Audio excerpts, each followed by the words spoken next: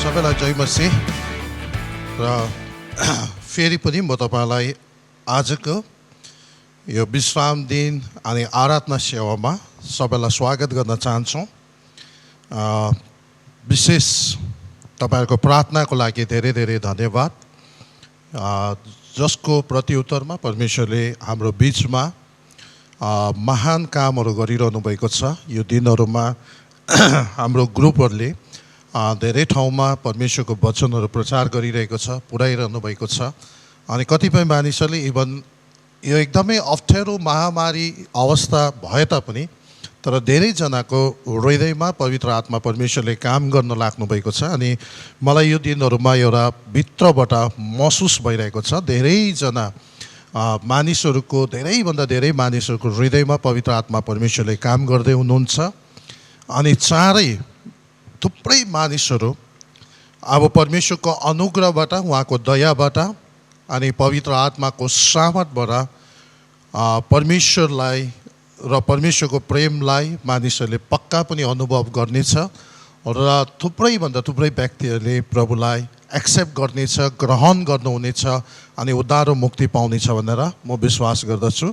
अनि म उत्साह पनि दिन चाहन्छु, जतिजना तपाईँहरू यसरी हेरिरहनु भएको छ, सायद हामी एकअर्काको घर भिजिट गर्न भ्याउँदैनौँ, जानु मिल्दैन, सायद प्रचार गर्नु मिल्दैन, तर यो दिनहरूको जुन मिडिया छ त्यसलाई हामी प्रयोग गरौँ र तपाईँहरूले बेस्टभन्दा बेस्ट तरिकाले अरू सबैभन्दा पनि अरू कुरालाई हामीले अरू सबै कुराहरूभन्दा पनि बढी ध्यान चाहिँ परमेश्वरको सुसमाचार मानिसहरूमा पुर्याउने अनि हुनसक्छ इभन फोनमै फलोअप गर्ने अनि उनीहरूलाई त्यहीबाट ग्रहण गराउने कुराहरू पनि हामी सबैजनाले लागिरहौँ। किनकि हामी यसरी चाहे कोभिड-19 को यो भाइरसले संसारलाई एक हिसाबले बन्द गरेको जस्तो देखे तापनि तर परमेश्वरको राज्य चाहिँ यो भाइरसले रोक्न सक्दैन। पवित्र आत्मा परमेश्वरको काम एकदम महान छ, उहाँले हामीलाई इन्स्पायर गर्नुहुन्छ। हामी प्रार्थनामा छौँ अनि मानिसहरूको व्यक्तिपछि हामी लिएर प्रार्थना गर्छौँ, साथसाथै सुसमाचार गर्छौँ अनि परमेश्वरले तिनीहरूको आत्मिकी आँखाहरूलाई खोल्नुहुन्छ, त्यो जुन पर्दा छ त्यसलाई हटाउनुहुन्छ र परमेश्वरको राज्यमा ल्याउनुहुन्छ। र हामी जति पनि यो मेसेजहरू हामी सुनिरहेका छौँ, यो चाहिँ केवल हामीलाई मात्र उत्साह मिल्नको लागि होइन, आफू आत्मिकी बनिनुको लागि निश्चय हो, तर त्यतिले मात्र होइन। अब यो कुराद्वारा प्रेरणा पाएर अनि परमेश्वरको सन्देश चाहिँ अरू व्यक्तिहरूकोमा पुर्याएर परमेश्वरको राज्यमा हामीले प्रत्येक हप्ता एक एकजना व्यक्ति ल्याउन सक्यो भने त्यो हाम्रो जीवनमा सबैभन्दा ठुलो फल हुन्छ अनि प्रभुलाई महिमा हुन्छ। र आज म तपाईँहरूलाई विशेष गरी उत्पत्ति 3 अध्यायको 5 पदबाट केही कुराहरू, यो उत्पत्ति 3 अध्यायको 1 पददेखि म पढ्छु र त्यहाँनिर केही कुराहरू म यसरी तपाईँहरूको बिचमा राख्न चाहन्छु। यहाँनिर यसरी लेखेको छ, परमप्रभु परमेश्वरले बनाउनु भएको वन पशुहरूमध्ये सर्प सबभन्दा धूर्त थियो। त्यसले स्त्रीलाई भन्यो, के परमेश्वरले तिमीहरूलाई बगैँचाको कुनै पनि रुखको फल नखानु भन्ने भन्नुभएको छ? स्त्रीले सर्पलाई भनी, बगैँचाका रुखहरूका फल हामी खान सक्छौँ, तर बगैँचाको बिचमा भएको रुखको फलको विषयमा परमेश्वरले भन्नुभएको छ त्यो चाहिँ नखानु र नछुनु, नत्र तिमीहरू मर्छौ। सर्पले स्त्रीलाई भन्यो, तिमीहरू मर्दैनौ, किन परमेश्वर जान्नुहुन्छ कि जुन दिन तिमीहरू त्यो खान्छौ त्यो दिन तिमीहरूको आँखा खुल्नेछ र असल र खराबको ज्ञान पाएर तिमीहरू परमेश्वर जस्तै हुनेछौ। हेर्नुहोस्, यहाँनिर अब अहिलेको यो मैले यो यहाँनिर यो जुन अहिले यो पढ्दैछौँ, यहाँबाट म यो आजको मेसेज चाहिँ के हो भन्दा, आज संसारमा जति पनि दुःख कष्ट विभिन्न किसिमको नराम्रो रोगहरू, अहिलेको भाइरस जस्तो महामारी जुन हाम्रो बिचमा देखा परिरहेको छ, साथसाथै इभन साँच्चै नै भनौँ भने प्राय जति पनि देशहरू छ उनीहरूले पैसाहरू चाहिँ मान्छेहरूको सहायताको लागि, गरिबी हटाउनका लागि, मान्छेहरूलाई खाना लाउन सबै कुरा बन्दोबस्त गर्नुको बदलामा अरबौँ पैसा उनीहरूले बरु बम बनाउनु, न्युक्लियर बम बनाउनु, अरू विभिन्न हतियारहरू किन्न, लडाइँ गर्नका लागि ठुल्ठुलो जेटहरू किन्नका लागि मान्छेले खर्च गर्छ। यो यसो हेऱ्यो भने हामीले यो लडाइँ जितिहाल्यो भने पनि यही 70-80 वर्षको जीवन हो। फेरि लडाइँ जित्ने या नजित्ने।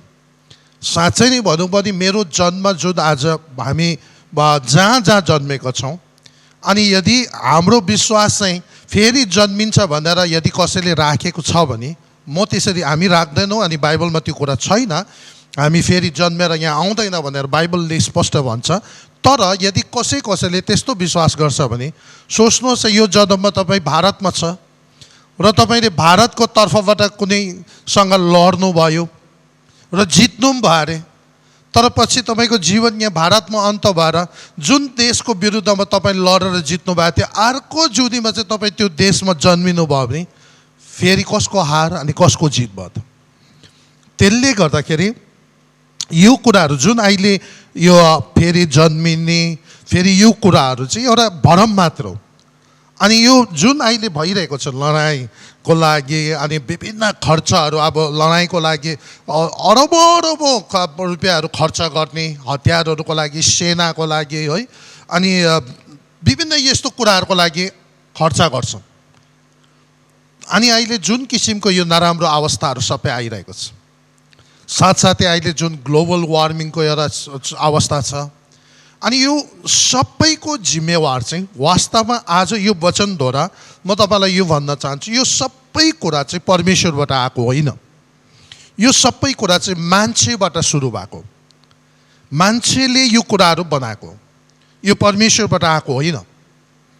परमेश्वरले जब वचनमा तपाईँले पढ्नुभयो भने पहिलो उत्पत्ति 1 अध्याय तपाईँले पढ्नुभयो भने परमेश्वरले जब पहिलो दिन सृष्टि गर्नुभयो, अरू दिनहरू सृष्टि गर्दै लानुभयो, प्रत्येकपल्ट उहाँले स्टेटमेन्ट दिनुभएको छ। अन्तिममा उहाँले भन्नुभएको छ, उहाँले के भन्नुभएको छ भन्दाखेरि उहाँले यो भन्नुभयो कि सबै कुरा असल, सबै राम्रो भनेर परमेश्वरले भन्नुभएको छ। अनि यसको मतलब परमेश्वरले जे बनाउनु भएको थियो सबै राम्रो मात्र बनाउनु भएको थियो, कहिले पनि उहाँले नराम्रो बनाउनु भएन। अनि याकुबको पुस्तकमा पनि लेख्छ कि परमेश्वर कुनै खराबी चाहिँ परमेश्वरबाट आउँदैन, वास्तवमा कहीँबाट आउँदैन।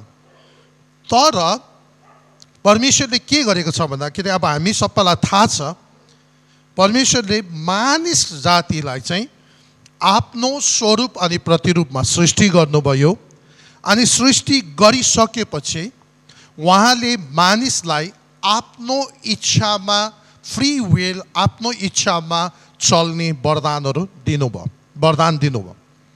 अनि यो सो इच्छा, आफ्नो इच्छा भनेको चाहिँ के हो भन्दाखेरि आफैले निर्णय गर्ने, आफैले छान्ने अधिकार या वरदान परमेश्वरले मान्छेलाई दिनुभयो। अब यसमा पनि तपाईँले के हेर्नु सक्छ भन्दा सबै कुरा हामीले छान्नु मिल्दैन। कोही भाग परमेश्वरले हाम्रो जीवनमा गर्नुभएको छ, तर त्यहाँदेखि उता कतिवटा कुरा तपाईँ र मैले छान्नु, चुन्नुपर्ने, निर्णय गर्नुपर्ने कुराहरू छ। अब जस्तै तपाईँ जुन जातिमा जन्मिनुभयो, जुन देशमा तपाईँ जन्मिनुभयो, यो तपाईँले छानेको होइन, यो तपाईँले पहिले प्रार्थना गरेर छानेर जन्मिनु भएको होइन, यो परमेश्वरको इच्छा हो। प्रभुले यो कुराहरू हुनु दिनुभएको। परमेश्वरको इच्छा मुताबिक तपाईँ जुन ठाउँमा जन्मिनु भयो, जुन जातिमा जन्मिनु भयो, त्यो उहाँको सोभरेनिटी भन्छ, उहाँको इच्छाबाट तपाईँ जन्मिनु भयो। तर अब यहाँ जन्मिसकेपछि चाहिँ अब परमेश्वरले मान्छेलाई एउटा मेकानिजम, एउटा के दिनुभएको छ भन्दा फ्री विल, सो इच्छामा आफैले निर्णय गर्ने, छान्ने, चुन्ने प्रभुले वरदान दिनुभएको छ। अनि यहाँनिर सर्पलाई, यो जुन दुष्टको जुन अन्धकारको शक्ति जसले अदनको बगैँचामा आएर यहाँ हावासँग जब बात मार्दा, तपाईँ र मलाई थाहा छ, यहाँ हामी थाहा पाउँछौँ 3 अध्यायको 1 पदमा हामी देख्छौँ वास्तवमा अन्धकारको शक्ति या लुसिफर ऊ अन्तर्यामी होइन, सर्वज्ञानी होइन, उसलाई थाहा छैन परमेश्वरले आदम र हवालाई के भनेको छ, केही पनि थाहा छैन। अनि उसलाई यो पनि थाहा थिएन कि असल र खराबको रुखको फल चाहिँ मान्छेलाई नखानु भनेको छ भनेर उसलाई थाहा थिएन, उसलाई त्यो क्लु पनि थिएन। तर जब उसले घुमाएर मान्छेलाई एकदमै भरममा पार्नका लागि उसले सोध्यो के परमेश्वरले तिमीहरूलाई बगैँचाको कुनै पनि रुखको फल नखानु भनी भन्नुभएको छ? यो एकदम घुमाएर ट्रिकी तरिकाले सोधेको हुन्छ। अनि धेरैचोटि आज दुष्टले शैतानले हाम्रो जीवनमा यसरी धेरै घुमाउने कुराहरू गर्ने गर्छ। कतिजना व्यक्तिले प्रभुलाई विश्वास गर्न आँटेको छ भने पनि त्यसले वास्तवमा आएर घुमाएर त्यसरी भन्छ, यदि आज तिमीले विश्वास गर्यो भने फल्ना फल्ना तिमीसँग रिसायो भने या फल्ना मान्छेहरू तिमीदेखि टाढो भयो भने तिम्रो जीवनमा यस्तो भयो के हुन्छ। अनि वास्तवमा त्यो सबै कुरा झुट हो। त्यसले घुमाएर त्यसरी मान्छेलाई लडाउने कोसिस गर्दछ। अनि यहाँनिर हावाले यो कुरा थाहा पाएन, यसले मलाई यसरी झुकाउँदैछ भने थाहा नपाएपछि हावाले भनिदिन्छ कि हामीलाई सबै खानु सक्छ भन्नुभएको छ, तर असल र खराबको ज्ञान दिने रुखको फल चाहिँ नखानु भनेको छ, नछाउनु भनेको छ। न त किनकि परमेश्वरले सिधै भन्नुभएको छ यदि त्यो खायो भने तिमीहरू के हुन्छ, मर्छ। अब असल र खराब, राम्रो र नराम्रो, आजको विश्वमा आजको फल हामीले संसारमा कटनी कटनी गर्दै गरेको यही हो। यहाँ असल र खराबको लडाइँ छ, यहाँनिर धर्म र अधर्मको लडाइँ छ, यहाँनिर है मेरो इच्छा र परमेश्वरको इच्छाको लडाइँ छ हाम्रो। किन भन्दाखेरि सुरुमै परमेश्वरले भन्नुभएको थियो, हेर आदम अनि हावा त्यो रुखको फल चाहिँ नखानु हे, त्यो खाएको दिन चाहिँ तिमीहरू मर्छौ, परीक्षामा पर्छौ, तिमीहरूको आत्मिक शारीरिक मृत्यु पनि हुन्छ, आत्मिक मृत्यु पनि हुन्छ, तिमीहरूलाई गाह्रो हुन्छ। अनि त्यो जब हामीलाई थाहा छ दुष्टले शैतानले हावालाई फसाएर भरममा पारेर जब हावाले त्यो खायो अनि आदमलाई पनि दिएर त्यो कुरा खायो, त्यहाँदेखि उता चाहिँ मानिस जातिभित्र चाहिँ अब यो लडाइँ सुरु भएर आयो। असल र खराब, असल र खराब, असल र खराबको लडाइँ त्यहाँबाट सुरु हुँदै आयो। र यसको खराबको अन्तिममा गएर यसले के भयो भन्दाखेरि अब मैले सबैभन्दा ठुलो कुरा मेरो इच्छा अनि परमेश्वरको इच्छा। सबै मान्छेले के भन्नु थाल्यो, अब म मेरो इच्छाले चल्छु, मेरै तरिकाले चल्छु, मलाई परमेश्वरले माथिबाट नअराओस्, मलाई मेरो परमेश्वरले माथिबाट केही हस्तक्षेप नगरिदियोस्, मेरो खुसी म आफ्नो तरिकाले चल्छु। अनि जब हामी भन्छौँ, तर परमेश्वरले कहिले पनि जोड लाउनुहुन्न। यदि हामी आफै खुसी साथ परमेश्वरलाई हामीले भन्यौँ प्रभु तपाईँको इच्छा मेरो जीवनमा पुरा होस् भन्नुभयो भने परमेश्वरको इच्छा हाम्रो जीवनमा पुरा हुन्छ र उहाँ आनन्दित हुनुहुन्छ, उहाँ महिमित हुनुहुन्छ। तर यदि जुन दिन हामी त्यो कुरा भन्छौँ, होइन हामीलाई चाहेन तपाईँ हाम्रो जीवनमा नआइदिनुहोस्, हस्तक्षेप नगरिदिनुहोस्, हामीलाई तपाईँको इच्छासँग केही परवाह छैन, मलाई मेरो इच्छामा चल्न दिनुहोस् भन्यो भने सायद परमेश्वरले भन्छ ठिक छ तेरो इच्छा पुरा होस्। अनि जब त्यो कुराहरू हुन थाल्छ अनि यो संसारमा सबै कुराहरू बिग्रेर गएको छ। वास्तवमा बाइबलमा भजन सङ्ग्रहमा लेखेको छ परमेश्वरले स्वर्ग उहाँको लागि राख्नुभयो, पृथ्वी उहाँले मानिस जातिलाई दिनुभयो र यो पृथ्वीको देखरेख गर्न, पृथ्वीको सबै संरक्षण गर्न, पृथ्वीभित्र सबै कुरा राम्रो बनाउनु परमेश्वरले हामीलाई जिम्मा दिनुभएको छ। अनि मेरो घर बिग्रियो भने मैले अरू मान्छेलाई कहिले पनि दोष लाउनु मिल्दैन, किनभने त्यो मेरो जिम्मेवार हो। म दिन रात मैले मेरो घरको विषयमा सोचेन, मेरो परिवारको विषयमा सोचेन, मेरा नानीहरूको विषयमा सोचेन।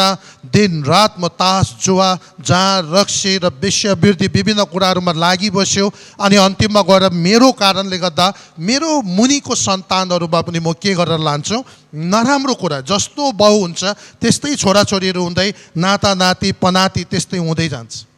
किन भन्दाखेरि यो आज हामी सोच्छौँ होला हामीले यो यसो अलिक दिन मनोरञ्जनको लागि यसो गरेको मात्र होइन, त्यो हाम्रो बिस्तारै क्यारेक्टर हुन्छ, त्यो जिनमा प्रवेश हुन्छ, त्यही कुरा चाहिँ बिस्तारै शाखा सन्तानमा सर्दै सर्दै सर्दै सर्दै जान्छ अनि आफ्नो पिँढीमा सारेर जान्छ। अनि कतिचोटि हामीले सोच्ला मैले धन सम्पत्ति यताउता चारतिर के कसैलाई अलिअलि झुकाएर ढाँटेर भए पनि थुपारेर राख्यो भने मेरो आउने पिँढीहरूलाई आनन्द हुन्छ, खुसी हुन्छ, उनीहरूलाई राम्रो हुन्छ भनेर हामी सोच्ला। तर वास्तवमा हुँदैन। यदि मैले अरूसँग ठगेर, अरूबाट अन्यायपूर्वक नराम्रो तरिकाले कसैलाई झुकाएर मैले पैसा लिएको छ, धन सम्पत्ति आर्जन गरेको छ र म त्यसमा घमण्ड गर्छु भने अन्तिममा गएर पहिलो पुस्ता या दोस्रो पुस्तामै हामी देख्न सक्छौँ कि त कोही कुँजे भएर जन्मिन्छ, कि कोही नबोल्ने भएर जन्मिन्छ, कि त एकदमै नराम्रो तरिका रोगले ग्रस्त भएर जान्छ, कि त कतिचोटि यहाँसम्म हुन्छ कि इभन सन्तानविहीन पनि भएर जान्छ। र मान्छेले कहिले पनि घमण्ड गर्नु हुँदैन र चोइस जुन छ यो चाहिँ सबैभन्दा ठुलो कुरा हो। र आज मेरो मेसेजको कुरा चाहिँ के छ भने आज मेरो जीवनमा, तपाईँको जीवनमा, हाम्रो परिवारमा अनि हाम्रो डल्लै संसारमा जे जति भइरहेको छ यसको जवाबदेही, यसको जिम्मेवार परमेश्वर होइन, यसको जिम्मेवार तपाईँ र म हो। परमेश्वरले सबै कुरा हाम्रो लागि जोगाड गरेर उपलब्ध गरेर दिनुभएको छ, तर हामी आफ्नै तरिकाले सबै कुरा चल्ने, आफ्नै इच्छामा हेर्ने, उहाँले सिकाएको कुरामा हामी नलाग्ने भयो भने निश्चय पनि कहिले पनि त्यो समस्याको हल गर्न सक्दैनौँ। आज जुन किसिमको संसारमा भ्रष्टाचार छ है, एकदम कोही एकदम माथिल्लो तलामा पुगेछ, एकदमै धनी, कोही एकदम गरिबभन्दा गरिब भइरहेको छ है। कति मान्छे एकदमै स्वार्थी, सेल्फ सेन्टर भएको छ, अनि कसैलाई पनि इभन देशहरू पनि सेल्फ सेन्टर, एउटा जातिहरू पनि सेल्फ सेन्टर भएर बसेको हुन्छ। अनि हाम्रो भित्रको उद्देश्य के हो, म किन बनेको, म भित्र के छ, त्यो कुराहरू हामीलाई थाहा हुँदैन। किन भन्दा यो सबै चोइसहरूको कारण। अनि यो चोइस, यो निर्णय केवल मैले मात्रै होइन, मेरो बाउ आमा बाजे बोजूदेखि यो चोइस गर्दै आएको छ। सुरुमै यहाँनिर हावाले अनि आदमले यो चोइस बिगारेको छ, जसले गर्दाखेरि चाहिँ अन्तिममा गएर के भएको छ, त्यो भित्र त्यहाँदेखि आउँदै आउँदै सर्दै जाँदा अन्तिममा गएर मानिसहरू सबै पापमा फस्यो, मान्छे इम्पर्फेक्ट भयो। अनि त्यो इम्पर्फेक्ट मान्छेले, असिद्ध मान्छेले छानेको, निर्णय गरेको कुनै कुरा पनि सिद्धतामा पुग्न सक्दैन अनि सकेन, जसको परिणाम अन्तिममा गएर एकपट्टि राम्रो बनाएर गयो, अर्कोपट्टि भत्केर जाने भएको कारण त्यो हो। र परमेश्वरले वचनमा धेरैचोटि यो कुराहरू गर्नुभएको छ, तर आज त्यो यस्तो अवस्था भएको बित्तिकै हामीसँग आशाविहीन, ल अब हामीसँग केही आशै छैन, हामीसँग केही पनि छैन भन्ने होइन। परमेश्वरले सुरुदेखि नै, उत्पत्तिको 3 अध्यायदेखि, उत्पत्तिको सुरुदेखि नै उहाँ हाम्रो लागि फलोअप गरेर आइरहनु भएको छ। अनि यहाँदेखि यहाँसम्म कि जग बसाल्नुभन्दा अगाडिदेखि नै हाम्रो निम्ति जुन मेमना तयार गरेको थियो, उहाँ चाहिँ क्रुसिफाई भइसकेको थियो, उहाँ हाम्रो निम्ति क्रुसमा चढिसक्नु भएको थियो भनेर बाइबलले भन्दछ। इभन जब यो पहिलो व्यक्तिले, दुईजनाले जब पाप गर्छ, त्यति बेला पनि परमेश्वरले उहाँको इच्छा फेरि जाहेर गर्नुभयो, फेरि देखाउनु भयो कसरी मान्छे बाँच्न सक्छ। अनि त्यति बेला उहाँले पहिलो सुसमाचार के दिनुभयो भने उहाँले 3 अध्यायको 15 मा भन्नुभयो, तेरो र स्त्रीको बिचमा, तेरो सन्तान र स्त्रीको सन्तानको बिचमा दुश्मनी हालिदिनेछु, त्यसले तेरो शिर कुचाउनेछ, तैँले त्यसको कुर्कुचो डस्नेछ। यसको मतलब के हो कि स्त्रीको सन्तान, यो त्यो तेरो सन्तान भनेको यो शैतानको सन्तान, जसले चाहिँ आज त्यो पहिलो व्यक्तिलाई भरममा डुबायो, त्यो दुईजनाको बिचमा परमेश्वरले भन्दैछ म दुश्मनी हालिदिनेछु, अनि स्त्रीको सन्तानले तेरो शिर कुचाउनेछ। त स्त्रीको सन्तान भनेको के हो, को? अब संसारमा हामी जति जन्मिन्छौँ, संसारिक बुवा बिना हामी जन्मिँदैनौँ, तर केवल एउटा आमाबाट मात्र जन्मिने को हो त? उहाँ येशू ख्रीष्ट हुनुहुन्छ, कन्या मरियमको गर्भबाट जन्मिने। अनि यो बेलादेखि नै परमेश्वरले एउटा मौका दिएको थियो कि उहाँले यो भन्नुभएको कि अब तिमीहरूको लागि एउटा मुक्तिदाता आउँदै हुनुहुन्छ, जो तिमीहरूको पाप र अधर्मको लागि, तिमीहरूको लागि क्रुसमा बलि हुनेछ। उहाँमाथि विश्वास गर अनि तिमीहरूको सबै पाप अधर्म क्षमा हुनेछ, र तिमीहरूलाई त्यहाँदेखि उसो उहाँले देखाएको बाटोमा, उहाँको इच्छा अनुसार तिमीहरूले आफ्नो जीवनलाई सञ्चालन गर्यो भने चाहिँ तब तिमीहरूको जीवनमा, परिवारमा, इभन सबै कुरामा एकदम असल आशिष अनि नयाँ कुराहरू मात्र भएर जानेछ। त्यसले गर्दा बाइबलले के भनेको छ भन्दाखेरि जतिजनाले ख्रीष्टलाई ग्रहण गर्छ तिनीहरू परमेश्वरको सन्तान हुन्छ, अनि उनीहरू नयाँ सृष्टि हुन्छ, उनीहरूको सोच नयाँ भएर आउँछ, उनीहरूको जीवनभित्र एउटा नयाँ उद्देश्य, नयाँ लक्ष्य, नयाँ फोकस, नयाँ किसिमको उनीहरूको सोच उनीहरूभित्र त्यहाँदेखि जन्मेर आउँछ। अनि यो बार अब यो कुराहरूको जहिले पनि लडाइँ भइरहन्छ एउटा मान्छेको बिचमा, असल र खराब, असल र खराबको लडाइँ। अनि धेरै जस्तो मान्छेहरू कहिले पनि असल गर्न सक्दैन। खालि यता गर उता गर 24 घण्टा तपाईँले बिताएको कुराहरूमा तपाईँले राम्रो याद गर्नुभयो भने सबमा 90, 95 या 99% नि, कतिको त 100% नि खराबमै हामी जिउँछौँ। खराबै हेर्छौँ, खराबै सोच्छौँ, खराबै तरिकाले हामी जीवन जिउँछौँ। त्यो भित्र हाम्रो 24 घण्टाको सोचाइ, काम, हरेक गराइमा कहीँनिर परमेश्वर हुँदैन। अनि हामीले परमेश्वरलाई त्यसमा कुनै भाग हामी उहाँलाई दिँदैनौँ। कारण किन भन्दा यो असल र खराबको लडाइँ हो। मेरो भित्र पनि असल र खराबको लडाइँ छ। हामी भित्र जहिले पनि दुईटा आवाज आउने गर्छ। जहिले पनि एउटा आवाजले भन्छ, यदि मैले ढाँट्नु आँटेको छ, चोड्नु आँटेको छ भने म भित्र एउटा आवाज आउँछ। एउटा आवाजले के भन्छ, नचोड नचोड, चोड्नु हुँदैन, चोड्नु नराम्रो, ढाँट्नु आँटेको छ भने ढाँट्नु हुँदैन, ढाँट्नु चाहिँ पाप हो, नराम्रो हो भनेर एउटा आवाज म भित्र आउँछ। तर अर्को अझै त्योभन्दा ठुलो जोडको आवाज आउँछ, चोड्न। चोडेमा आज तिमीलाई यो फाइदा हुन्छ, ढाँट्नु यस्तो फाइदा हुन्छ। अनि अन्तिममा धेरैजना मान्छेको यो दुईटा हामी भित्रको यो द्वन्द्व, यो लडाइँमा जहिले पनि त्यो खराबीले जित्छ। खराबले किन जित्छ?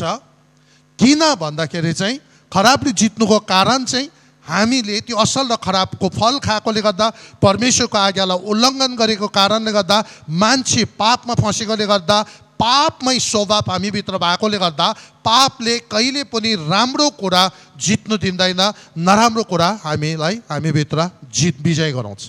कहिले पनि मान्छेले हामीले कसैले तपाईँलाई 100 चोटि, 200 चोटि, 500 चोटि पुरा भित्रबाट दुःख गरेर विभिन्न तरिकाले तपाईँलाई सहायता पुर्यायो, गुण गर्यो र विभिन्न कुराहरू गर्यो। तपाईँले कसैलाई त्यसरी गर्यो र कुनै कारणवश तपाईँबाट एउटा या दुईटा गल्ती भयो भने त्यो व्यक्तिले, त्यो मान्छेको त्यो 200-300 वटा राम्रो गरेको कुराहरू सबै एकैचोटि बिर्सिन्छ र त्यो एउटा दुईटा कुरा चाहिँ उसको जीवनमा लाइभ भएर बस्छ। जहिले पनि त्यही मात्र याद आउँछ, यसले मलाई यस्तो गर्यो, यसले मलाई यस्तो गर्यो। त्यो किन भन्दाखेरि जहिले पनि म भित्रको पापमय स्वभावले त्यो नराम्रो कुरालाई अगाडि माथि बल्झाइबस्छ र राम्रो कुरालाई थिचेर राखिदिन्छ। अनि त्यो चाहिँ तपाईँ मात्र होइन, म पनि त्यस्तो छु, सारा संसार त्यस्तो छ। तर त्यहाँबाट अनि त्यसले गर्दा बाइबलले के भनेको छ भन्दाखेरि अब परमेश्वरले चाहिँ बाइबलले सबैलाई मान्छेलाई घरिघरि चोइसको विषयमा कुरा गर्छ, छान्नुको विषयमा।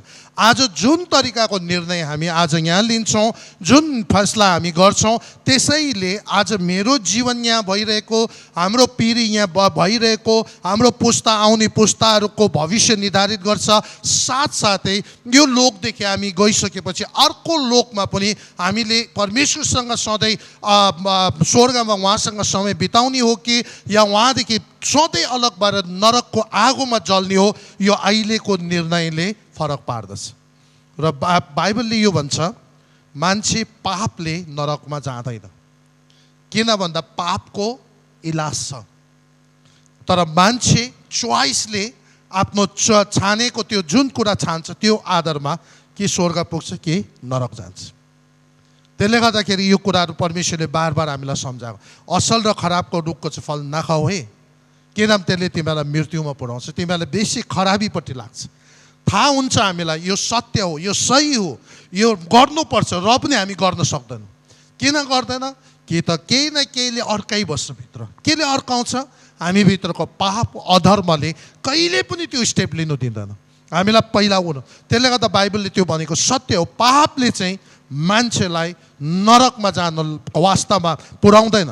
किन भन्दा पापको इलाज छ, र पापको इलाजको उत्पत्ति 3:15 प्रभुले भन्नुभयो, परमेश्वरले आफ्नो पुत्रलाई यो संसारमा तपाईँहरू मेरो पापको लागि पठाउँदै हुनुहुन्छ। अनि उहाँ हाम्रो लागि आइसक्नुभयो 2000 वर्ष अगाडि। अनि उहाँले बोलेको वचनहरू सबै सत्य छ। स्वर्ग र पृथ्वी बितेर जान्छ तर उहाँको वचन बित्दैन। अनि अहिले जति बाइबलमा भविष्यवाणी भएको छ त्यो कुराहरू यहाँ हाम्रो आँखाको अगाडि देखिरहेको छ। र तर मान्छेलाई प्रभु येशू ख्रिस्टले त्यो पापको इलाज चाहिँ के हो? येशू ख्रिस्टको पवित्र रगतको बलिदान हो, जसले त्यो रगतको बलिदानमा विश्वास गर्छ। परमेश्वरको वचनले भन्छ त्यो व्यक्तिको पाप धोइन्छ, साथसाथै उसलाई नयाँ सृष्टि बनाउँछ, नयाँ कुराहरू उसको जीवनबाट अब सुरु हुन थाल्छ। नयाँ सोच, नयाँ विचार, नयाँ उद्देश्य, नयाँ उमङ्ग ऊबाट सुरु हुन्छ। अनि त्यसले गर्दाखेरि आज परमेश्वरले बार बार मान्छेलाई यो कुराहरू सम्झाउँछ। तपाईँले यहाँनिर व्यवस्थाको पुस्तक 30 अध्यायमा जब हामी हेर्छौँ, व्यवस्था 30 अध्यायको सायद 19 पदमा होला, म यहाँ पढ्दैछु। व्यवस्थाको 30 अध्यायमा मोसाले यसरी भनेको छ, आज म स्वर्ग र पृथ्वीलाई तिमीहरूको विरुद्धमा साक्षी राख्दछु कि मैले तिमीहरूको अघि जीवन र मृत्यु, आशिष र श्राप राखेको छु। अब जीवन नै रोजा ताकि जिउन सका है। यहाँ हेर्नुहोस्, परमेश्वरको इच्छा के छ? जीवन रोजोस्, आशिष पाओस्, आशिष बन्नुहोस्। तर अब मान्छेले, परमेश्वरले मान्छेको अगाडि राखिदिएको छ जीवन अनि मृत्यु, आशिष अनि श्राप। अब छान्ने काम तपाईँ र मेरो हो। अहिले पनि हामी श्रापै छान्यौँ, अहिले पनि हामी मृत्यु नै छान्यौँ भने बम बनाउँदा हामी छोड्दैनौँ। हामी त्यहाँदेखि नराम्रो एकअर्कालाई मार्ने हतियारहरू खतरा एकताल हिर्काउँदा 100जना मर्ने मान्छे हामी बनाउनु छोड्दैनौँ। एउटा गरिब मान्छे मर्नु लागिरहेछ भोकै, त्यसलाई खाना दिनुभन्दा अगाडि बरु करोडौँ खर्च गरेर मान्छे मार्ने हतियार हामी बनाउँछौँ, किनभने मृत्यु रोजेको छ। अनि मृत्यु रोजेपछि मृत्यु आफूमा आउँछ र त्यसले गर्दा आफूलाई यो सबै कुरा बनाउनु पर्यो। तर यदि श्राप होइन आशिष रोज्नु भयो भने हामी भित्र आशिषित हुन्छ अनि अरूलाई पनि हामी आशिष पुर्याउँछौँ, अनि यो लोकमा पनि आशिष हुन्छ, यो हाम्रो घर पनि राम्रो हुन्छ, साथसाथै अर्को लोकमा गएर पनि हामी परमेश्वरसँग आनन्द मनाउँछौँ। त्यसले गर्दा आज यो चोइसको कुरा म गर्दैछु। इभन यहाँनिर भजन सङ्ग्रहको पुस्तकमा तपाईँले पहिलो अध्यायमा तपाईँले हेर्नुभयो भने यहाँनिर यसरी लेखेको छ, भजन सङ्ग्रह पहिलो अध्यायमा लेखेको छ, जति हामीले भोगिरहेको छ, जति देखिरहेको छ, यो हाम्रो आफ्नो चोइसहरू हो, यो हामीले छानेको कुराहरू, हामीले निर्णय गरेको कुराहरू र त्यसले गर्दाखेरि आज हामी जहाँ छौँ त्यो कारणले हामी यहाँ आएको छौँ र भविष्यमा पनि हामी त्यसै कारण, त्यही आधारमा हाम्रो भविष्य छ। त्यसले गर्दाखेरि त्यहाँ भविष्यमा कुनै जादु हुनेवाला छैन है, कुनै अचानक केही मिराकल हुनेवाला छैन। आज तपाईँ र मैले जे गर्दैछु त्यो आधारमा भोलि आउँदैछ। हामीले आज जे रोप्छौँ त्यो भोलि हामीले कटनी गर्दिन भन्नु पाउँदैन। यहाँ भजन सङ्ग्रह 1 अध्यायको 1 पदमा यसरी लेखेको छ, धन्य त्यो मानिस जो दुष्टहरूको सल्लाहमा हिँड्दैन, पापीहरूको मार्गमा खडा हुँदैन, गिल्ला गर्नेहरूको सङ्गतमा बस्दैन, तर 2 पदमा परमप्रभुको व्यवस्थामा नै त्यो खुसी रहन्छ, त्यसले दिनरात उहाँको व्यवस्थामा मनन गर्छ। त्यो खोलाको किनारमा रोपेको बोट जस्तै हुन्छ, जसले आफ्नो ऋतुमा फल दिन्छ अनि जसको पात कहिले ओइलाउँदैन, त्यसले जे पनि गर्छ त्यसमा त्यो सफल हुन्छ। दुष्टहरूको त्यस्तो हुँदैन, तिनीहरू बतासले उडाएर लैजाने भुस जस्तै हुन्छ। यसकारण दुष्टहरूको न्यायको दिनमा टिक्ने छैन, पापीहरू धर्मीको सभामा स्थान पाउने छैन, किनकि परमप्रभुले धर्मीहरूको मार्गको रक्षा गर्नुहुन्छ तर दुष्टहरूको मार्ग नष्ट गर्नुहुन्छ। यहाँनिर 2टा मार्ग, धार्मिक मार्ग र दुष्ट मार्ग। अघि हामीले आशिष अनि श्राप, जीवन अनि मृत्यु, असल अनि खराब, अनि फराकिलो बाटो र साँघुरो बाटो, यो सबै कुराहरू प्रभुले हाम्रो अगाडि राखिदिएको छ। अब तपाईँ जहिले पनि हामी अधार्मिक तरिकाले धन अर्जन गर्ने, नाम कमाउने, एकछिनको लागि हामी एकछिनको लागि उपलब्धि बनाउनेपट्टि लाग्यो भने परमेश्वरले अन्तिममा के भने त्यो भुस जस्तै उड्छ भनिदिनु भएको छ नि। नसम्झाइकन हामीबाट गल्ती भयो भने तब पो हामी पनि भन्न सक्छौँ हामीलाई यो कुराहरू सम्झाएको थिएन। तर यहाँनिर उहाँले बार बार सुरुदेखि नै भन्नुभयो, असल र खराबको रुख फल नखा, म त त्यो खाएको दिन त मर्छ। अब व्यवस्थामा भन्यो आशिष र श्राप र जीवन र मृत्यु तेरो अगाडि राखेको छ, म चाहन्छु जीवन रोजा अनि बाँचा, तर पनि मृत्यु नै रोज्यो र श्राप नै रोज्यो, के गर्ने? अब यहाँनिर पनि धार्मिक तरिकाले अधार्मिक तरिकाले जीवन आर्जन गर्नुपर्ने, व्यवसाय गर्नुपर्ने कुराहरू यहाँ बताएको छ।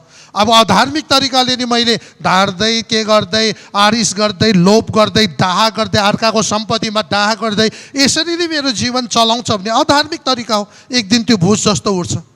तर परमेश्वरको वचनको आधारमा आफू आशिषित भएर अरूलाई आशिष, आफ्नोभन्दा अर्काको भलाइ पहिला सोचेर तपाईँले जब धार्मिक तरिकाले जीवन जिउनुहुन्छ, त्यो चाहिँ परमेश्वरले के भन्छ, खोलाको तीरमा रोपेको रुखको बोट जस्तै हुन्छ।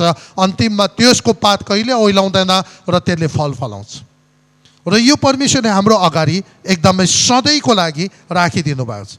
र यहाँनिर प्रभुले अब हामीलाई यो धेरैजना मान्छेको प्रश्न आउँछ, हामी धेरैचोटि हामी प्रश्न गर्छौँ, किन परमेश्वर चाहिँ यस्तो साह्रो दुःख कष्ट हुँदा परमेश्वर कहाँ हुनुहुन्थ्यो है? अनि कतिचोटि यस्तो बाइबलमा यो कुरा लेखेको छ, आमा बाउको कारणले गर्दा छोराछोरीहरू पनि दुःख अनि कष्टमा बोक्नुपर्छ। अगाडिको पिँढीको अनज्ञाकारिताले गर्दा पछाडि आउने पिँढी दुःखी हुन्छ, साह्रो पर्छ। अनि यो कुरा एकदमै गैर जिम्मेवारी कुरा हो। र त्यसले गर्दा मैले तपाईँलाई पहिलादेखि भन्छु, परमेश्वरको सिद्धान्त चाहिँ के हो? कतिले सोच्ला होइन यो बाउ आमाले गरेको छोराछोरीलाई चाहिँ किन आइपर्छ त? कारण किन भन्दाखेरि हामी चाहिँ कहिले पनि एक्लै छैनौँ।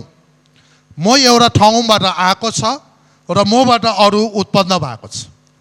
म बिचमा कहीँ एक्लै कहीँबाट नभएको, म एक्लै फट्टै आकाशबाट झरेको होइन हामी है। यसरी ठक्कै पोखरीबाट निक्लेर आएको होइन। मेरो माथि बाउआमा, बाजे, बाजेको बाजे, बाजेको बाजे थियो। भरि मेरो मुनिको पनि अब मेरो छोरा छ, नाति हुन्छ, पनाति हुन्छ, जनाति हुन्छ। त म यो बिचमा छु। अब यो बिचमा मैले चाहिँ के गर्ने हो? मैले चाहिँ माथिबाट जति पनि चाहे उनीहरूले नजानेर जे कुरा श्राप बन्धनहरू जति माथिबाट खाप्दै खाप्दै खाप्दै खाप्दै आएको छ, यो समयमा आएर मैले जीवन रोजेर येशू ख्रीष्टको रगतले धुएर त्यो सबै श्रापहरू मेटेर अब यहाँदेखि उन्दा आउने नाति पनाति जनाति चाहे सयौँ पिँढी किन नहोस्, तपाईँ र मैले आशिष छोडेर जानु सक्छ अनि आशिषको मूल हामी फुटाएर जानु सक्छ। तर होइन म त्यस्तै गरेर गयो भने निश्चय त्यही कुराहरू बगेर जान्छ। र यहाँनिर तपाईँ र मेरो हातमा छ। अब मैले चोइस गर्नु पर्यो। अब मैले मेरो बुवा, मेरो आमा, मेरो बाजेहरू, मेरो शाखा सन्तान, म उनीहरूलाई रेस्पेक्ट गर्छु, म उनीहरूलाई आदर गर्छु। तर त्यसको भन्नुको मतलब यो होइन कि छान्ने चाहिँ जुन छान्ने चुन्ने कुरा छ यो चाहिँ परमेश्वरले व्यक्तिगत रूपमा दिनुभएको छ। त्यसले गर्दा प्रभुले एक एकजना व्यक्तिसँग हिसाब लिनुहुन्छ, तिमीले के रोज्यौ।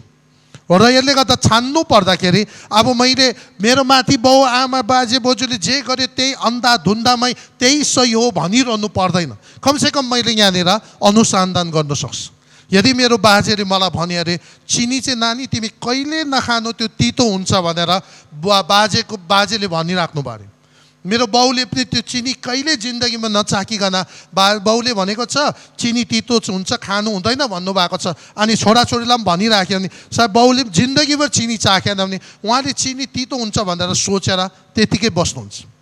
त्यहाँदेखि छोराछोरीको पालोमा पनि हो बाउले भनेको छ चिनी तितो हुन्छ खानु हुँदैन भनेर बस्यो भने त्यो तितै सम्झेर उसले बस्छ। तर यदि कसैले ती मध्येमा एकजनाले होइन म चाखी हेर्नु पर्यो कस्तो रहेछ त, तर जसले चाख्छ त्यति बेला थाहा पाउँछ ओहो चिनी त तितो होइन गुलियो पो रहेछ त। यति पिँढी यत्रो समयसम्म हामीले चिनीको यस्तो गुलियो मिठास हामीले मिस गरिरहेको रहेछ, त्यति बेला थाहा हुन्छ। र त्यसले गर्दाखेरि हामीले अनादर गरेको होइन, तर हाम्रो बाउ बाजेहरू पनि पापमा भएकोले गर्दा उहाँहरूबाट पनि गल्ती भएको छ। त्यसले गर्दा त्यही कुरा अहिले मैले दोहोऱ्याउनु पर्छ भन्ने छैन। हामी नयाँ पिँढीमा आएर नयाँ तरिकाले सत्य के हो भन्ने कुराहरू जान्नु सक्नु पर्यो। त्यो आधारमा तपाईँ र म बढ्न सक्नु पर्यो। नत्र भने हामी दिन रात त्यो कुराहरू हामी अहिले जीवन यति साह्रो हामी बर्बाद गरिन्छौँ। हामीले परमेश्वरको कुरालाई सुन्दैनौँ, सही कुरालाई कहिले छान्दैनौँ, खालि गलत कुरालाई छान्छ। दिन रात हामीले रक्सी नै खायो, रक्सी नै खायो, रक्सी नै खायो। मैले त्यो कसैलाई व्यक्तिगत रक्सी खानेलाई कुरा गरेको होइन, तर यो मैले एउटा उदाहरण दिएको। र त्यसरी गर्दै खाँदै खाँदै खाँदै खाँदै एक दिन हाम्रो लिभर मासुले भनेको छ त्यसले थाम्नु सक्दैन, त्यो पाक्छ। अब त्यो फुटेर निक्लिने बेला आउँछ। अनि धेरैचोटि लिभर ब्रस्ट भएर मान्छे खुन छादेर मर्ने कारण थियो। अनि त्यति बेला जब लिभर फुट्नु आँटेको बेलामा प्रभु मलाई बचाउनुहोस्, प्रभु मलाई बचाउनुहोस्, मलाई दया गर्नुहोस्, तपाईँ कहाँ हुनुहुन्छ, खै तपाईँले मलाई किन नदेखेको। त्यति बेला प्रभुले के भन्नुहुन्छ, छोरा आजभन्दा 10 वर्षदेखि अगाडि मैले तिमीलाई भन्दै आएको, नखा नखा, तैँले यो फल नखा, यो खाइस् भने तिमी मर्छ। मैले भन्दै आएको, सम्झाउँदै आएको, तेरो मनभित्र पनि मैले यो कुरा खानु हुँदैन भनेर मैले भन्दै आएको, तर पनि तिमीले त्यही रोज्यौ, प्रत्येक दिन त्यही रोज्यौ। मैले धेरै दिन पर्खेँ, मैले तिमीलाई सहायता गर्नको लागि म जहिले पनि त्यो कुराहरू बाहिर निक्लिनको लागि तिमीलाई मैले धेरै सहायता गर्नु खोजेँ, तर अन्तिममा तिमीले त्यो कुराहरू मान्नै मानेन। अनि आज गएर त्यसको फल अनि नतिजा तिमीले भोग्दैछौ। अनि त्यति बेला परमेश्वरले पनि बचाउन नसक्ने अवस्थामा आउँछ होला। सायद त्यति बेला उसले आफ्नो पाप अधर्म क्षमा मागेर प्रभुले उसलाई पक्का उद्धार अनि मुक्ति दिनुहुन्छ, क्षमा दिनुहुन्छ। तर कतिपय यो ग्यारेन्टी छैन कि उसको लिभर चाहिँ फेरि नयाँ बनिन्छ भनेर, कुनै ग्यारेन्टी छैन। कोही व्यक्ति साँच्चै नै टुटेर परमेश्वरको अगाडि रोयो भने परमेश्वरले इभन त्यो नयाँ लिभर पनि बनाउन सक्नुहुन्छ। तर दुःख लाग्दो कुरा आज धेरैजना मान्छेहरू चाहिँ के छ, जानी गलत रस्ता छानिरहेको छ। अनि त्यसको पछाडि अन्धकारको एउटा शक्ति छ जसले तपाईँलाई सही कुराहरूमा कदम उठाउन कहिले पनि दिँदैन। तर आज म तपाईँलाई यो भन्न चाहन्छु, वास्तवमा परमेश्वर यो सबै खराबीको जड होइन, सबै यो परमेश्वरले चाहिँ गर्नुभएको होइन। अनि एकचोटि धेरैचोटि मान्छेहरूले प्रश्न गर्छ, धेरैचोटि मान्छेहरूले कसरी प्रश्न गर्छ भन्दा इभन बाइबलमा पनि एकजना परमेश्वरको दास हबाकुक भन्नेले प्रश्न गरेको छ। उहाँ परमेश्वरको दास हो, उहाँले यसरी प्रभुलाई सोधेको छ। यहाँ हेर्नुहोस्, अनि परमेश्वरले धेरै मान्छेहरूले है आफू गैर जिम्मेवारी हुन्छ, हामी परमेश्वरको कुराहरू सुन्दैन, परमेश्वरको आवाजलाई परमेश्वरको वचनको आधारमा हामी हिँड्दैनौँ, अनि हामी के गर्छौँ, परमेश्वरलाई प्रश्न गर्छौँ है। अनि परमेश्वरलाई कस्तो प्रश्न गर्छ भन्दाखेरि, प्रभु यो अन्याय अत्याचार गर्ने मान्छेहरू चाहिँ एकदम उन्नति गरेर रहिरहेको छ, धार्मिक जनहरू चाहिँ एकदम पेलाइमा परेको छ, तपाईँ कहाँ हुनुहुन्छ है? वाइ द विकेड प्रस्पर, किन त्यो अधार्मिक काम गर्नेहरू चाहिँ एकदम उन्नति गरेको देख्छ संसारमा है? आज उनीहरू चाहिँ ढाँटेर विभिन्न कुराहरू गरेर एकदम माथि अगाडि बढेर गएको जस्तो देख्छ, अनि हामी राम्रो गरेर हिँड्नेहरू चाहिँ एकदम जहिले पनि पेलाइमा परेको जस्तो देख्छ भनेर सोधेको छ है। यहाँनिर हबाकुक 1:2 हे परम प्रभु, कहिलेसम्म सहायताको निम्ति मैले पुकारा गर्ने तर तपाईँ सुन्नुहुन्न, अथवा उपद्रव भनी म तपाईँमा कहिलेसम्म पुकारा गर्ने र तपाईँ बचाउनुहुन्न है? तपाईँ मलाई किन अन्याय हेर्नु लाउनुहुन्छ, तपाईँ किन अनुचित कुरा सहनुहुन्छ? नाश र उपद्रव मेरो सामुने भइरहेको छ, झगडा र विवाद चारैतिर छ, यसकारण व्यवस्था मन्द हुँदै जाँदैछ र न्याय कहिले प्रबल हुँदैन। दुष्टहरूले धार्मिकहरूलाई घेर्छ, यसैले न्यायको दुरुपयोग हुन्छ। हेर्नुहोस्, हबाकुकले के सोधेको छ, अन्याय अत्याचार दुष्ट काम गर्नेहरू उन्नति गरेर बढिरहेको छ, अनि राम्रो गर्नेहरू चाहिँ खै त पछाडि परेको जस्तो छ, खै त तपाईँ भनेर मान्छेलाई, परमेश्वरलाई कतिचोटि मान्छेले प्रश्न गर्छ। तर यो प्रश्न गलत हो है। कहिले पनि परमेश्वरले वचनमा भनेको छ, अन्याय अत्याचार गरेर अधार्मिक मार्ग अपनाउनेहरू सायद केही दिनको लागि अलिकति अगाडि बढेको जस्तो देख्ला, तर अन्तिममा त्यो भुस जस्तै उडाएर लान्छ। तर जसले चाहिँ परमप्रभुमाथि भरोसा गरेर अगाडि बढ्छ त्यो चाहिँ अनन्तसम्म एउटा तारा जस्तो चम्किनेछ। त्यसले गर्दाखेरि हामीले यो कुरा पहिल्यै थाहा गर्नुपर्छ। र कहिले पनि अहिले जस्तो यो भाइरस महामारी आइरहेको छ, या हामी सोच्छौँ किन यो कहाँबाट, यो किन प्रभुले पठाएको हो कि बा, सायद यो परमेश्वरले मान्छेलाई एकदमै एउटा सजाय दिनका लागि पठाएको। तर बाइबलमा भन्छ परमेश्वर कहिले पनि यस्तो खराबी कुरा परमेश्वरबाट कहिले पनि आएको छ। अनि मलाई विश्वास छ यो मान्छेबाट उत्पन्न भएको, मान्छेले उत्पन्न भएको। जब मान्छे बाठे हुन्छ तब यो सबै कुराहरू बाहिर आउँछ। जसरी हामीले न्युजमा सुनिरहेका हुन्छौँ, चाइनाको एउटा वान ल्याबमा यो बनाइरहेको थियो। अब यो कसले बनाएको, किन बनाएको, या एकअर्कालाई गिराउनको लागि, एकअर्कासँग केही गर्नको लागि निश्चय पनि तिनीहरूले बनाएको होला। त्यो बनाउनु के छ, रुपियाँ पैसा कमाउनको लागि, कन्ट्रोल पाउनको लागि, अधिकार बढाउनको लागि, या कोही पावरमा आउनको लागि, कसैलाई गिराउनको लागि उनीहरूले निश्चय पनि यो कस्तो कन्स्पिरेसी छ यसको पछाडि, पक्का पनि यिनीहरूले मान्छेले बनाएको। अनि त्यही कुरा जब मान्छेले बनाउँदा एकदम मान्छेको नियन्त्रणदेखि बाहिर गएपछि आज के भयो, संसारमा 3 लाखभन्दा बढी मान्छेहरू मरिसक्यो। हाम्रै यहाँ भारतवर्षमा कमसेकम 81,000 केस आइसक्यो अब। अनि कतिले भन्दैछ अब जुन जुलाईमा भयङ्कर पिक आउँछ। अनि यो देखिन्छ अब भ्याक्सिन बनिरहेको छैन। किन? यो मान्छेले बनाएको। अब भ्याक्सिन बनाउनु पनि गाह्रो छ, किनभने मान्छेको चोइस हो, यो मान्छेले छानेको। मान्छेले किन छान्यो? सायद एउटा ग्रुपले यो बनाएर अर्को ग्रुपलाई खतम गर्नको लागि र वो एकदम माथि हुनको लागि, सुपर पावर हुनको लागि, संसारमा सबैभन्दा डरलाग्दो हुनको लागि होला।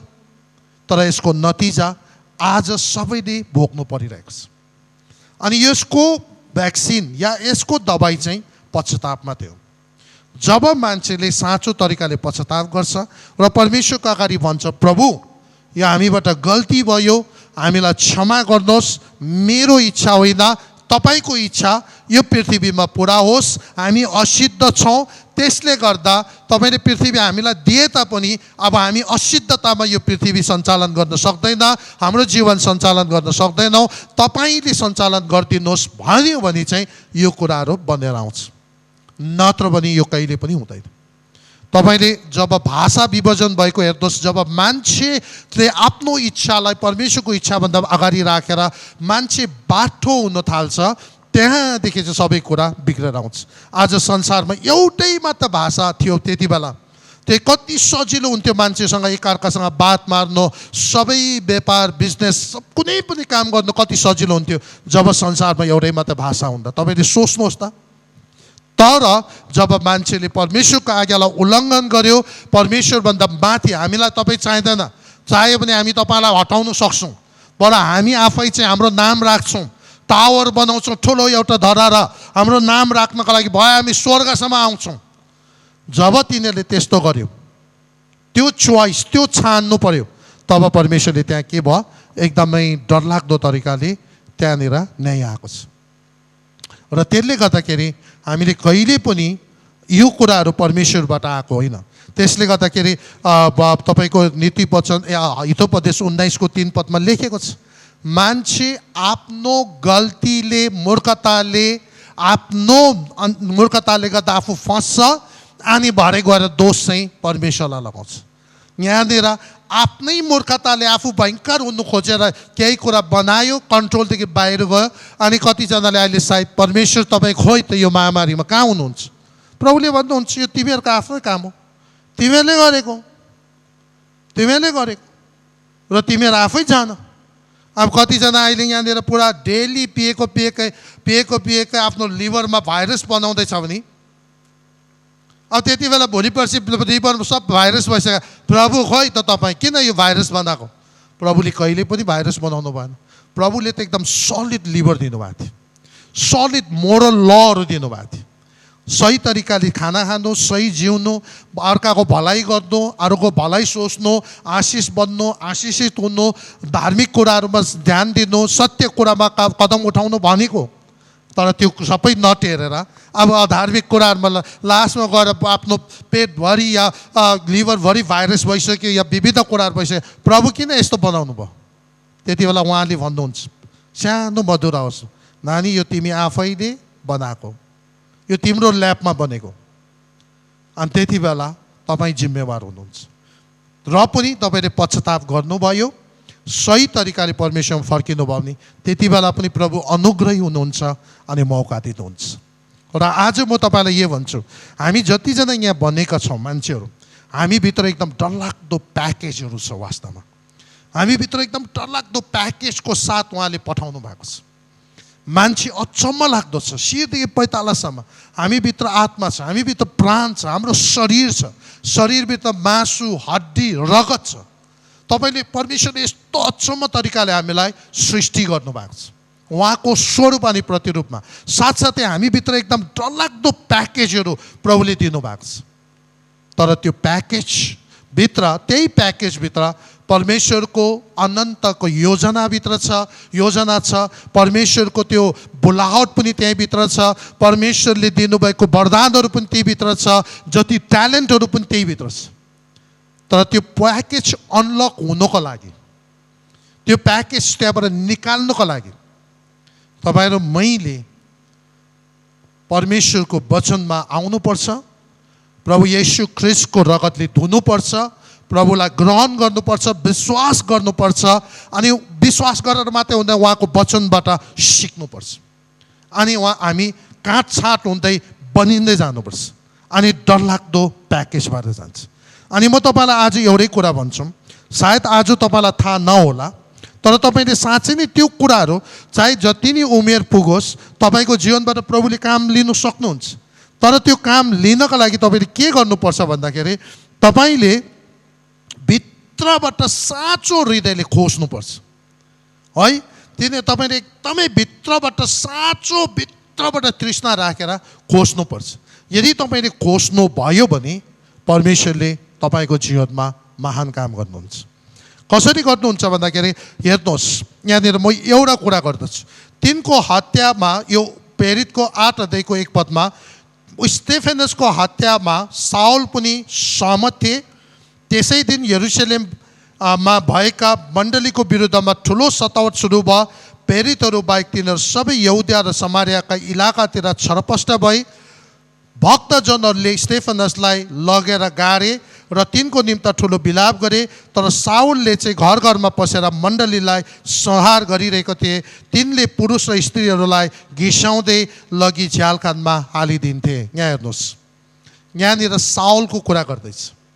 योभन्दा अलिक अगाडि अब यो घटना के छ, स्टेफेनस भन्ने जुन परमेश्वरको दासलाई यति बेला पहिलो शहीद है, यहाँनिर परमेश्वरको दासलाई ढुङ्गा हानेर प्रभुको विषयमा भनेको कारणले गर्दा, प्रभुको गवाई दिएको कारणले गर्दा उसलाई त्यो बेलाको मान्छेले ढुङ्गा हानेर मारेको छ।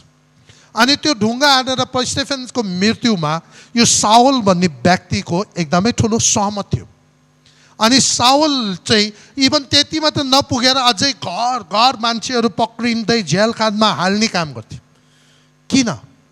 साउल चाहिँ आफ्नो जुन विश्वास थियो, उही त्यति बेला यहुदी थियो, फरिसी थियो, र उसको विश्वासको कुराहरूमा ऊ चाहिँ न तातो न चिसो भएर बस्ने होइन, तर ऊ चाहिँ एकदम साँचो तरिकाले एउटा खोज गर्ने, एकदम जोडसित जिलसित काम गर्ने मान्छे थियो।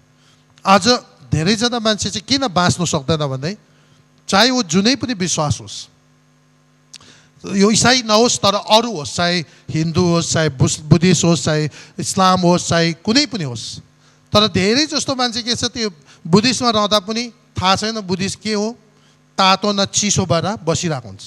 त्यसको फेद कहाँबाट आयो, सुरु कहाँबाट आयो, अन्त कहाँ हो, केही थाहा छैन। अरूले जे भन्दैछ त्यही मुताबिक चल्दैछ। त्यस्तो भयो भने चाहिँ कतिचोटि हामीले सही कुरा खोज्न सक्दैन अनि हाम्रोमा त्यो खालको निष्कर्षमा हामी आउन सक्दैनौँ।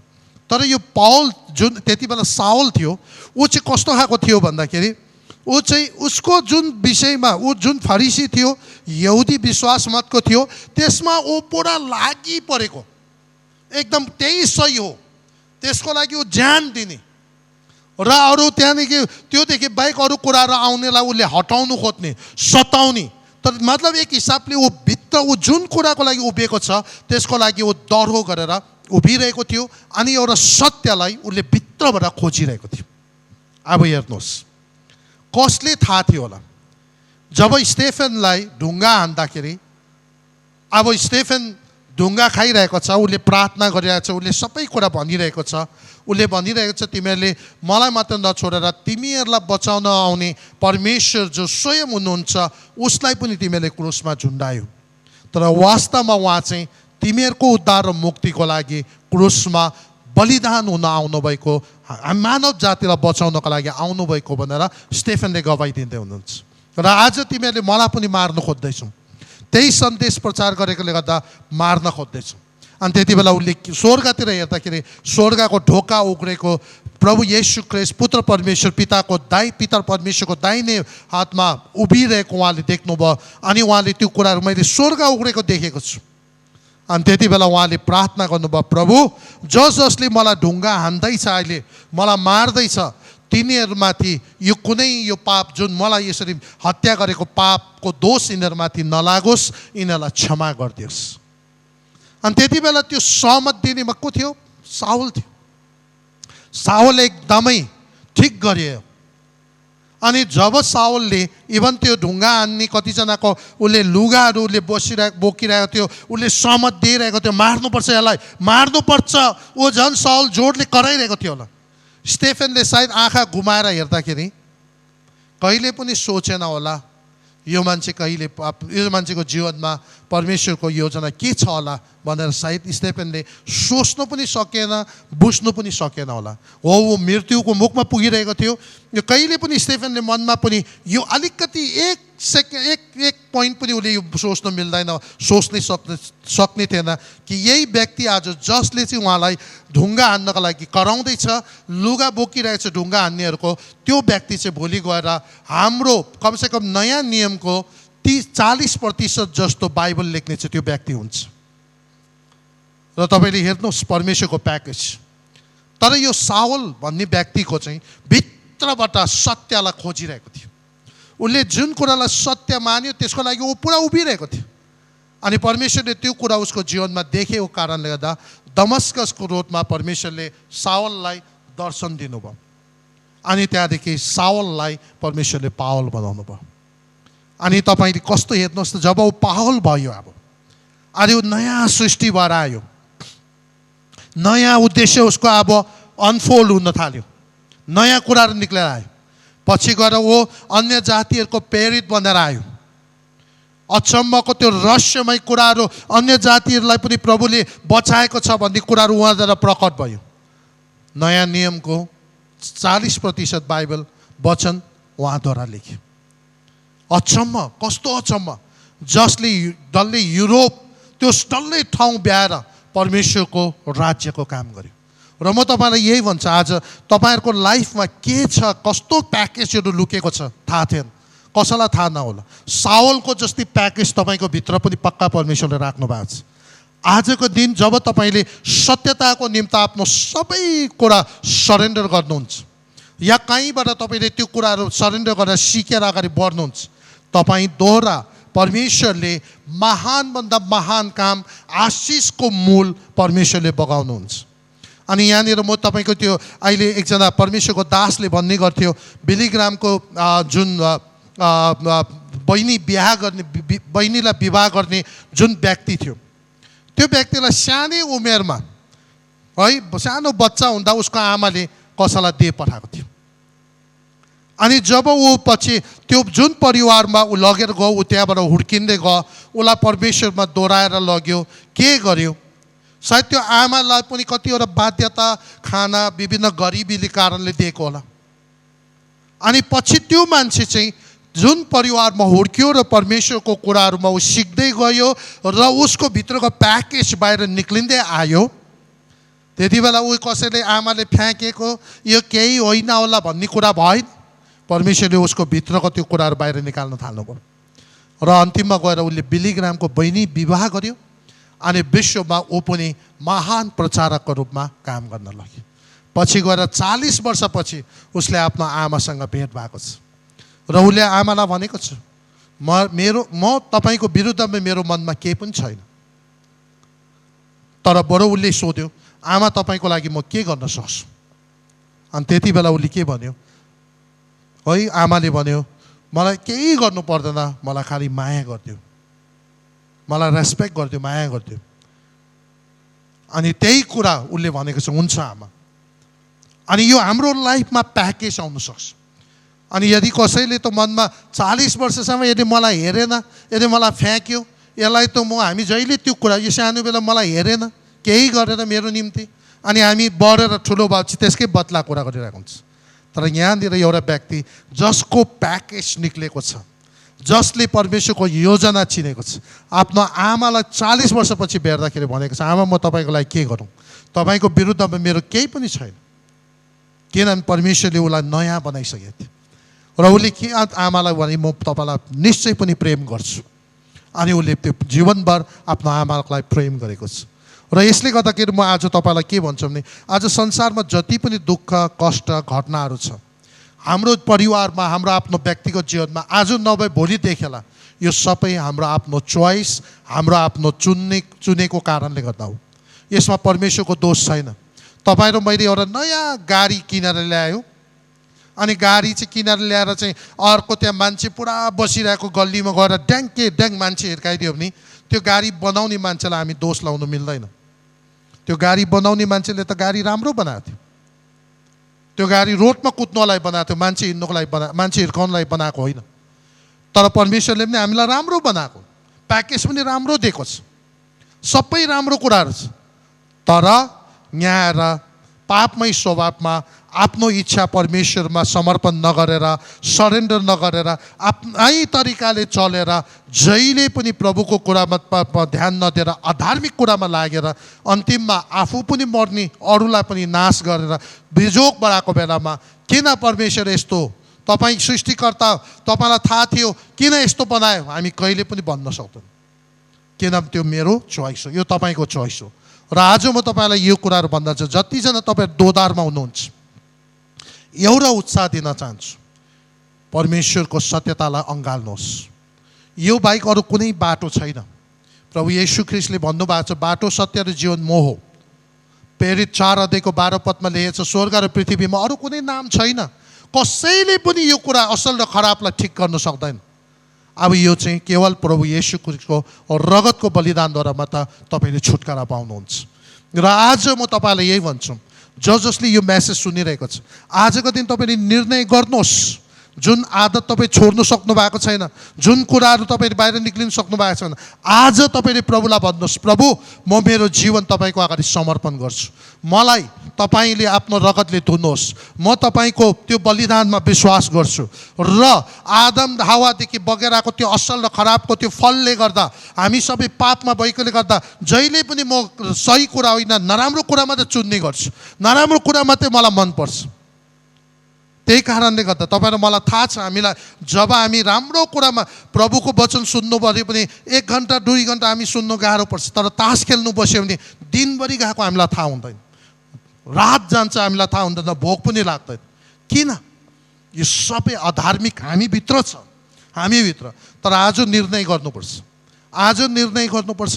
यो सबै कुराबाट आज यदि तपाईँ जित्नु चाहनुहुन्छ, निक्लिनु चाहनुहुन्छ र अगाडि बढ्नु चाहनुहुन्छ र तपाईँको आउने पिँढीलाई आशिष ल्याउनु चाहनुहुन्छ, आज तपाईँले चोइस गर्नुपर्छ।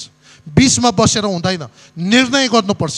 तपाईँले सत्यको पक्षमा निर्णय गर्नुपर्छ अनि सत्य येशू ख्रीष्ट हुनुहुन्छ र उहाँलाई आजको दिन तपाईँले तपाईँको जीवनमा बोलाउनुहोस्। भन्नुहोस्, प्रभु आजदेखि त म मेरो इच्छाले चल्दिनँ, तपाईँको शरणमा म आउँछु, म आफ्नो जीवन तपाईँको अगाडि अर्पण गर्छु, तपाईँलाई म ग्रहण गर्छु। तपाईँको रगतले मलाई धुनुहोस्, शुद्ध गर्नुहोस्, मलाई नयाँ सृष्टि बनाउनुहोस्, मेरो पापहरू क्षमा गर्नुहोस् र म तपाईँमा भएर अगाडि बढ्नेछु। अनि निश्चय परमेश्वरले तपाईँलाई नयाँ बनाउनुहुन्छ, आशिष गर्नुहुन्छ, आशिषको मूल तपाईँलाई बनाएर ल्याउनुहुन्छ। अहिलेसम्म जति बिग्रेको छ त्यो सबै त्यसको परिणामहरू पनि प्रभुले बिस्तारै मेटाउँदै लानुहुन्छ, श्रापहरू पनि मेटाइदिनुहुन्छ र नयाँ तरिकाले तपाईँको जीवनमा नयाँ उद्देश्य, नयाँ सोच, नयाँ प्रार्थना, नयाँ हेराइ तपाईँको जीवनमा सुरु हुन्छ। र यदि आज तपाईँले चाहनुहुन्छ भने परमेश्वरले त्यही भन्छ है, जीवन र मृत्यु मैले तिम्रो अगाडि राखेको छु, असल र खराब मैले तिम्रो अगाडि राखेको छु, साँघुरो बाटो र फराकिलो बाटो तिम्रो अगाडि छ, धार्मिक र अधार्मिक बाटो तिम्रो अगाडि छ। तिमीसँग छान्ने चुन्ने वरदान मैले दिएको छु, अब तिमीले डिसाइड गर। पछि मलाई दोष लाउनु मिल्दैन, म माथि तिमीहरूले सबै दोष लगाउनु मिल्दैन। त्यसले गर्दा आज समय छँदा, आज उद्धारको दिन हो, तपाईँले आफैलाई परमेश्वरको अगाडि राख्नुहोस् र विश्वास गर्नुहोस्, परमेश्वरमा पक्का आफ्नो जीवनलाई अर्पण गर्नुहोस्। अनि जतिजना विश्वास गरिसकेको छ तपाईँले पनि अब चाहिँ पक्का परमेश्वरको इच्छामा चल्ने, तातो चिसो भएर होइन, यो पक्का परमेश्वरको इच्छामा चल्नका लागि पक्का आफ्नो इच्छा चाहिँ काल्भरी क्रुसको फेदीमा ल्याउनुहोस् र परमेश्वरको इच्छालाई धारण गर्नुहोस्। अनि जब तपाईँले यो कुराहरू गर्नुहुन्छ, परमेश्वरले तपाईँको जीवनमा नयाँ तपाईँको भित्रको त्यो डल्लै कुराहरू अनफोल्ड गर्दै निकाल्नुहुन्छ र प्रभुले तपाईहरुलाई धेरैभन्दा धेरै आशिष गरून्। म तपाईहरुको लागि प्रार्थना गर्दै आजको यो सेवालाई म अन्त गर्छु र तपाईहरुबाट कुनै प्रश्नहरू छ, केही कुराहरू छ भने तपाईले कमेन्ट्समा लेखेर पठाउनुहोस् या फोन गर्नुहोस् या इमेल गर्नुहोस् या कसैले ग्रहणै गर्ने हो भने तपाईले नडराइकन फोन गर्नुहोला। निश्चय परमेश्वरले हामी तपाईलाई गाइड गर्नेछौँ र प्रभुले आशिष गर्नुहुन्छ। हामी प्रार्थना गर्दैछौँ। दयालु परमेश्वर पिता, धन्यवाद छ तपाईले हामीलाई सुरुदेखि अन्त सबै कुरा प्रकट गर्नुभएको छ। साथसाथै तपाईको बाटोमा लाग्यो र हामीले आफूलाई सरेन्डर गर्यो भने हामीलाई एकदम वन्डरफुल एउटा पिसको, हामी जस्तो अर्को पिस छैन त्यस्तो प्याकेजको साथ यो संसारमा पठाउनु भएको छ र यो जब अनफोल्ड भयो भने हामी आफै त आशिष हुन्छौँ, हाम्रो आउने हजारौँ पिँढी पनि आशिष हुन्छ, तर हाम्रो वरिपरिको हजारौँ लाखौँ मान्छेले पनि आशिष पाउनेछ। प्रभु आज जतिजना दोधारमा छ प्रभु तपाईले उनीहरूलाई अधार्मिक कुराहरूबाट, असत्य कुराहरूबाट तपाईको सत्यतामा आउनका लागि साहस दिनुहोस्, पवित्र आत्माले सहायता गरिदिनुहोस्, सबै त्यो बाधाहरू हटाइदिनुहोस् र तपाईको राज्यमा आउन सकेको होस्। र जो प्रभुलाई विश्वास गरिसकेको छ तर पनि आज आफ्नो सबै इच्छा तपाईको अगाडि समर्पण गर्न सकेको छैन, प्रभु आज तपाईले सहायता गर्नुहोस् ताकि उनीहरू पूर्ण रूपमा आफ्नो इच्छा काल्भरी क्रुसको फेदमा ल्याउन सकेको होस् र तपाईको इच्छा उनीहरूले धारण गरेर अब उसो तपाईको पवित्र आत्माको अगुवाईमा तपाईको योजना अनुसार आफ्नो जीवन व्यतीत गर्न सकेको होस्। धन्यवाद छ। सबै महिमा तपाईलाई, आदर भक्ति प्रशंसा तपाईलाई दिँदै प्रार्थनालाई आशिष माग्छौँ येशू प्रभुको नाउँमा, आमेन। परमेश्वरले तपाईलाई धेरै धेरै आशिष गरौँ। फेरि अर्को आइतबार हामी भेट्नेछौँ। तबसम्मको लागि प्रभुले तपाईलाई सुरक्षा राखुन्। जय मसीह।